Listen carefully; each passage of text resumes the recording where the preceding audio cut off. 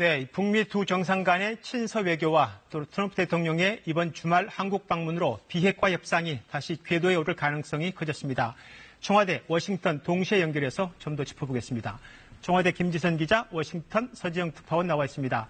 네, 먼저 청와대 김지선 기자, 앞서 리포트에서 이 정부 관계자의 말을 인용해서 이 트럼프 대통령의 DMZ 방문을 검토한다고 했습니다.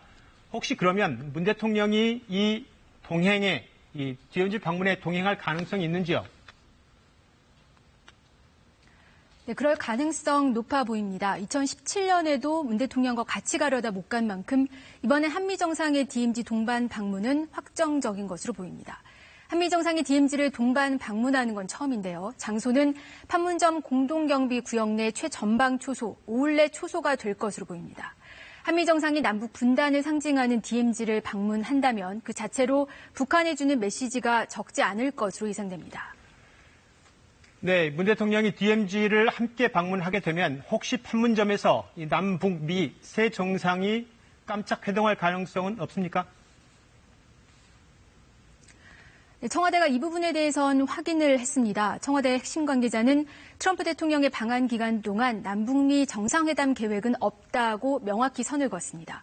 그러나 북미 회담에 대해선 따로 언급하지 않았는데요. 청와대는 실제 판문점에서 북미 정상회담이 열릴 가능성은 낮게 보고 있지만 만일에 대비해 필요한 실무 준비는 하고 있는 것으로 알려졌습니다. 네, 그렇군요. 이 남북미 세 정상이 판문점에서 깜짝 만남은 없지만 이 북미 두 정상이 판문점에서 깜짝 회동할 가능성이 아예 없지는 않다는 건데, 그럼 워싱턴 서지영 특파원, 혹시 김정은 위원장이 이 흥미로운 내용이 있다고 했지 않습니까? 트럼프 대통령 친서에. 혹시 그게 이 북미 두 정상의 깜짝 만남은 아닌가, 이런 추론은 가능합니까? 네, 지난주 비건 대북정책 특별대표의 발언 중에 유연한 접근이라는 말이 있었는데요.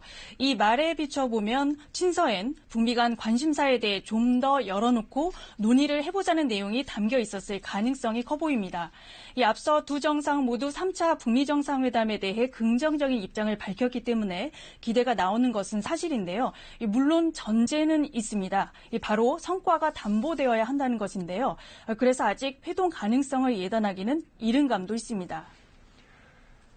예, 그렇다면 이 친서의 흥미로운 내용이 뭘까 여전히 궁금증이 많습니다.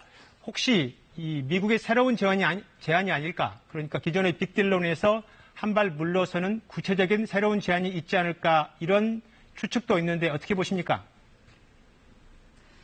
네, 하노이 회담이 결렬된 이유를 곱씹어보면 양측이 언급한 흥미로운 부분이란 이런 것이겠죠.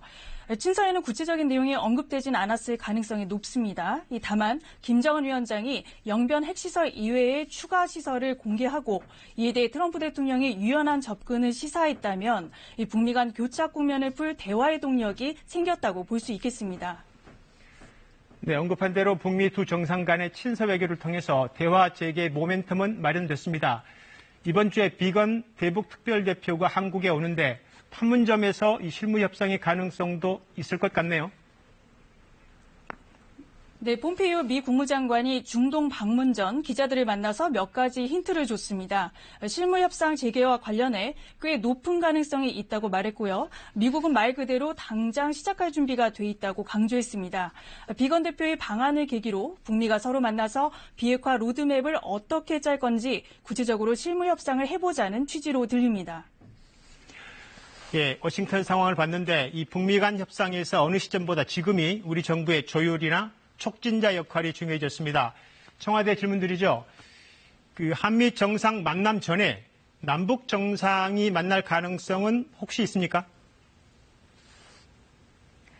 물리적으로 어려워진 것 아니냐, 이런 관측이 우세한데 청와대는 단 한 번도 공식적으로 사실상 무산됐다, 이렇게 밝히지 않고 있습니다. 청와대는 오늘도 남북정상회담 가능성은 늘 열려 있다. 다만 그 시기는 상황에 따라 계속 변하는 것이라고 설명했습니다. 네, 시간이 굉장히 촉박해 보입니다. 이번 주말에 한미 정상 만남이니까요. 그런데도 청와대가 남북 정상회담 사전 가능성을 닫지 않고 있습니다.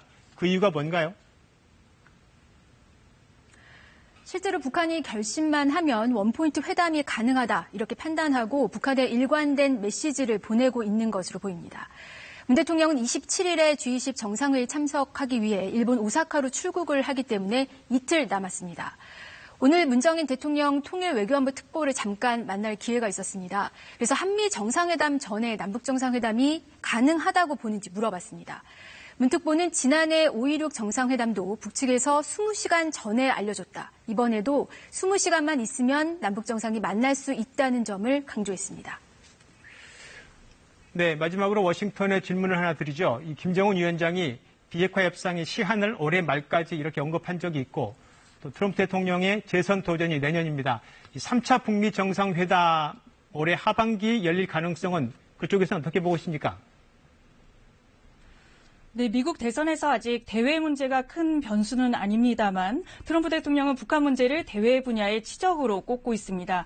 그래서 대선이 다가올수록 북핵을 놓고도 명확한 성과가 필요하고 또 대선 일정을 고려하면 올해 안에는 일단 북미 협상을 궤도에 올리는 것이 필요해 보입니다.